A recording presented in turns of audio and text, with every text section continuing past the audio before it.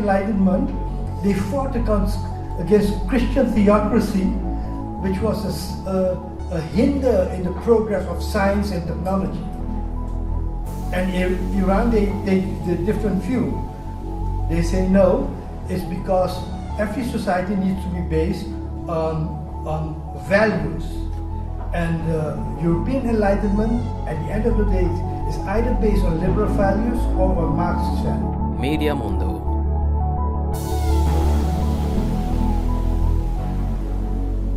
The Bandung Conference of 1955 was a watershed moment in world history, but it was not visible at that time. And we see the resurgence of the Bandung movement now in BRICS, in the Shanghai Cooperation System, and in everything that's happening now, with Palestine as the focal point. Palestine is not just a struggle about the liberation of the land of Palestine. Palestine is the time in world history where we move from a universal civilization towards a pluriversal civilization. Palestine is where the struggle of the West against the rest is now more intense, with the genocide going on in Gaza and the West Bank and in Yemen. So the movement that plays a crucial role now is what is called the axis of resistance. In order to understand the axis of resistance, you have to understand first of all, the ideology of this axis of resistance. And people who are in the anti-imperialist movement tend to think that anti-imperialism is the ideology. But if you study the axis of resistance and the partners, it is about Islam as a philosophy of liberation. So the axis of resistance is more than an anti-imperialist construction. It's a response, the terminology is a response to George Bush, his phrase, the axis of evil, and then they came up with this idea of the axis of resistance as an answer, as an ideological answer to the anti-imperialist struggle. And key in the axis of resistance is Iran. So you have to understand the Iranian Revolution in order to understand the axis of resistance. Those of us, like me, who came from a secular movement, from the Marxist movement, when the revolution in Iran took place, many of us saw this as a theocratic, feudal, backward movement. That is how, in the Marxist movement, we are looking at the Iranian Revolution. Not everybody, but because in Iran, the Marxists were very divided on how to look at it. So, looking at the Iranian Revolution, you have to understand that 1979 was a pivotal year. Just like now, we are in a pivotal period. 1979 was the revolution in Nicaragua, Grenada, El Salvador, and Iran in that same year. You had the Soviet invasion of Afghanistan. Then you had the neoliberal revolutions in England with Thatcher, dismantling the trade unions, crushing the UK miners' strikes. You had the privatization of industry, British Telecom, British Gas.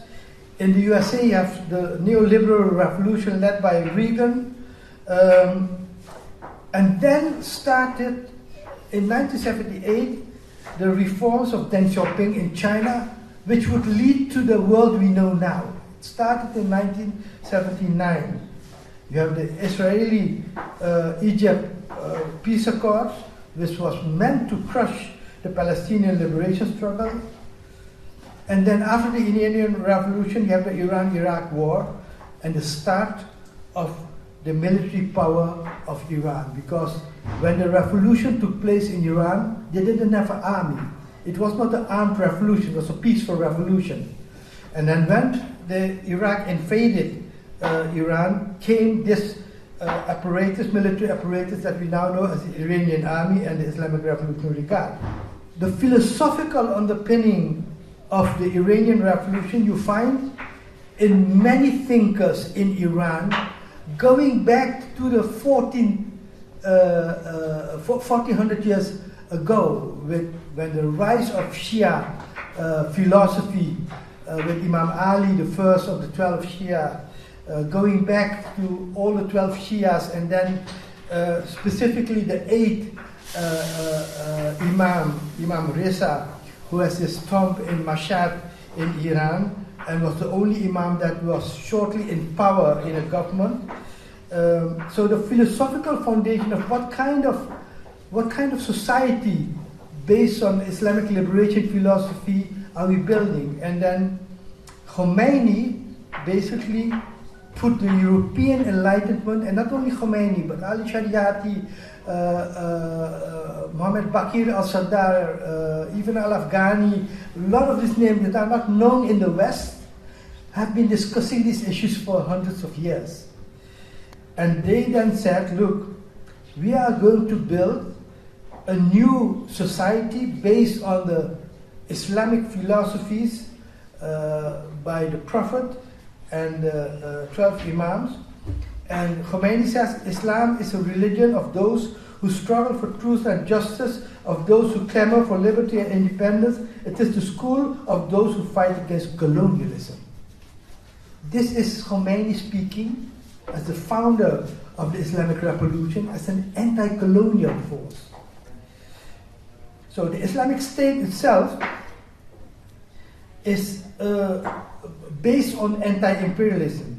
Khomeini says, in order to ensure the unity of the Muslim people, to liberate the Islamic homeland from the dominance of the influence of imperialists, we have no other way than to form a true Islamic government, do whatever is necessary to overthrow the order tyrannical pseudo-Muslim governments put in place by foreigners, and once the goal is attained, to install a universal Islamic government. This is completely in opposition with the European Enlightenment of the separation of religion and state. Because in the European Enlightenment, they fought against Christian theocracy, which was a hinder in the progress of science and technology. And in Iran, they take the different view. They say no, it's because every society needs to be based on values. And European Enlightenment, at the end of the day, is either based on liberal values or on Marxist values.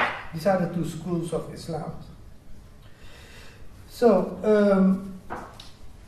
I won't go too much into the Islamic State. I will deal with three issues. Oh, sorry. I didn't understand. You say either the liberal values or the Marxist. Marxist. So the European Enlightenment produced two schools: liberalism and Marxism as the philosophical underpinning of how society would look like. And now in the Islamic world, and Al-Afghani started that. Iqbal in Pakistan. Al-Afghani was an Iranian who traveled around in the Ottoman Empire to build an anti-imperialist movement under the name of Pan-Islamism, like the African that with Pan-Africanism, right? So they discussed the European Enlightenment and offered an alternative for the European Enlightenment. And that is what you see in Islam, but you saw also in the African diaspora with Pan-Africanism as an alternative for the European Enlightenment. So I'll take three issues to discuss with Iran, which many people in the West would have problems with. One is sexuality. In Iran, same-sex relations are forbidden by law. So people in the West who are in favor of LGBT rights would have a big problem with that aspect of the Iranian Revolution. And then at the same time, the strange thing is that in Iran, transgender operations are legal by the state. So Iran was one of the first nations to allow transgender operations when one transgender who fought in the Iran-Iraq war pleaded to Ayatollah Khomeini to acknowledge transgenders, and then he managed to get his ears, and they changed the law for that. Then the other thing is how the concept of Islamic freedom is interpreted with the concept of individual freedom in the West. Iran was a popular revolution. In the West, it is described as an unpopular revolution.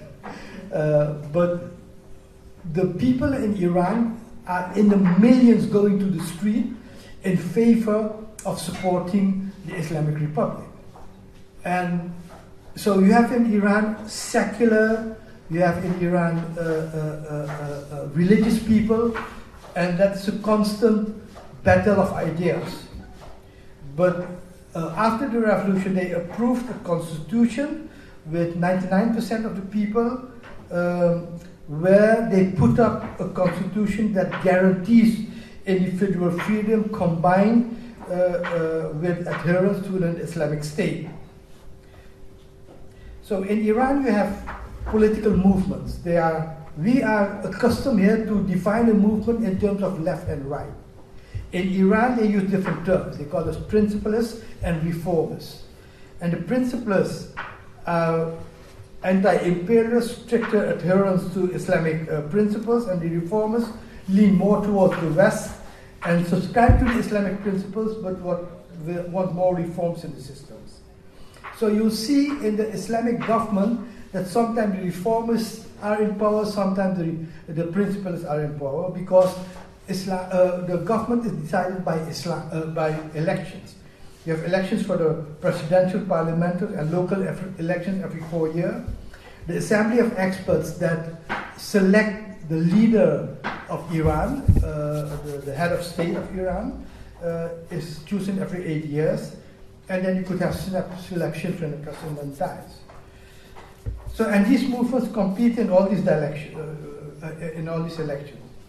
Then the other thing is the question of the hijab. Headscarves are mandatory for women in hijab. There's a guidance patrol. But then there's an enormous debate in Iran whether to abolish this guidance patrol or not. General Soleimani, for example, who was a hero for every Iranian because of the role he played in the axis of resistance, he said, whether you wear a hijab or not, you're still our daughter, you're still our sister, and that's the way we should treat it. So there's especially this government of Pakistan wants to abolish the guidance patrol, the process of doing that. Now, the role of women in Iran is a big issue in the West, but in Iran it's one of the few constitutions where they acknowledge the role of the women in the revolution. Khomeini did that, but in the revolution they acknowledged that the women played a leading role in the Iranian revolution and called for all kind of safeguardings for women. Now, half of the university's professors in Iran are women. Women are pilots, women are taxi drivers. When the head of the atomic agency went to Iran, he went to the laboratories and he was wondering how is it possible that almost half of the people working there were women. So this is the context. You have, in the fight towards global imperialism, you have the view of secularism, which is Che Guevara, who said, in the Vietnam era, we need to create 2-3 more Vietnams. And then you have General Soleimani, who said we have a specific strategy to bring down the Zionist regime. And the strategy is basically unite all anti-imperialist forces, Shia, Sunni, secular, develop defense capabilities, the whole tunnel system in Yemen, in Iran, in Lebanon, in Gaza, is the idea of Soleimani. Came up with a structure to develop, in Gaza, it's 500 kilometers of tunnels. And then develop offensive capabilities, military technology, training, coordination, intelligence. And one of the things he did, he acknowledged that the Taliban in Afghanistan which was a Sunni organization, radical Wahhabist organization, very anti-Iran, killed Iranian diplomats. He saw that this organization had the potential of driving out the Americans. And at the end of the day, sought contact with the Taliban, built an alliance, and basically resulted in driving out the Americans. And when he was killed, the Iranians don't use the term killed, they use the term martyred. You are martyred because they celebrate the life of the struggle. The Taliban came to offer condolences. So the question now is, how will Israel fall? How will this end? This period in world history with the genocide, how will it end? And the Iranians have a few of it. You encircle Israel, you build the alliance internationally, China, Russia, and now Saudi Arabia, which is, yesterday the Ministry of Defense of Saudi Arabia was in Iran. And one day you get the attack, and October 7th was a rehearsal in that attack, where Islamic forces will invade Israel at the end of the day. So here we are now. He's calling it a ring of fire when he sets around Israel with Palestine, Lebanon, Iraq, Yemen, Syria. So when we talk about how do we view from the West Iran and the Iranian Revolution, it depends on from what position do you speak, as an observer or a participant. Do you want to engage with Iranian revolutionaries, or do you want to be, because of all the things you might disagree with, the uncomfortable, stay out of it? Well, I'm a secretary of the Decolonizing International Network, and we choose to engage with Iranian revolutionary. I'm writing a book with Mohammed Marandi. I don't know if you know Mohammed Marandi, but he's an outspoken YouTube representative of the Iranian revolution. The book will be published somewhere in June. And I choose to engage with Iranian revolutionaries. They know my position on LGTB because I've published it.